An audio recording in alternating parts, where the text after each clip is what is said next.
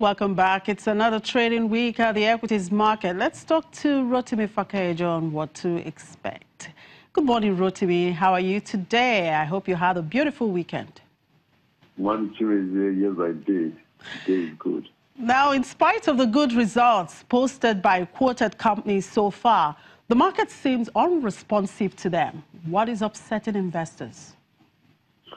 Well, the basic thing that we've seen so far in the market is prior to the release of results, most of the securities listed on the exchange have gained an upward of 50-60% in their share prices.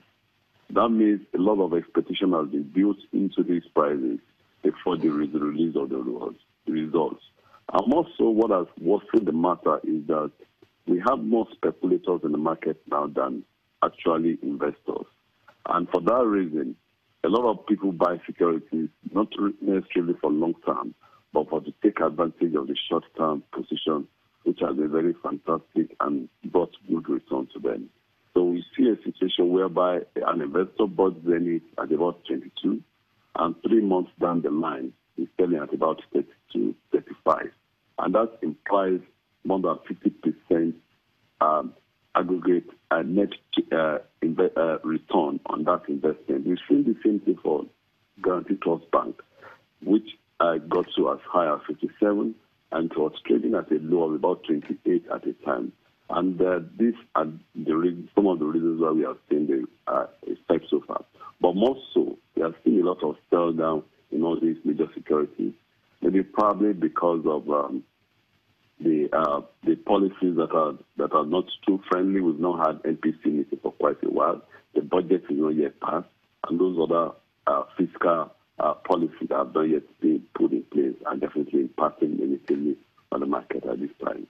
Now, in the past, the results would have come in earlier. Why are the results being delayed this time? For instance, in the oil and gas, it's just Total and Seplat that have released their results.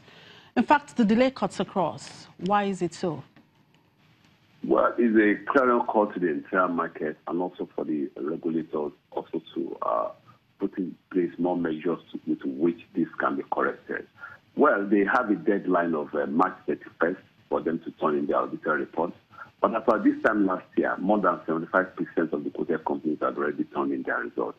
Even in the banking sector, some of the major stocks there are still very much holding back their results. Of the three of the tier 1 banks, only Zenith Bank, GT Bank, and Access Bank have released their results as per Friday last week. Looking at the oil and gas, we are having the same thing. Looking at industrial goods, only Dangote Cement has turned in their results.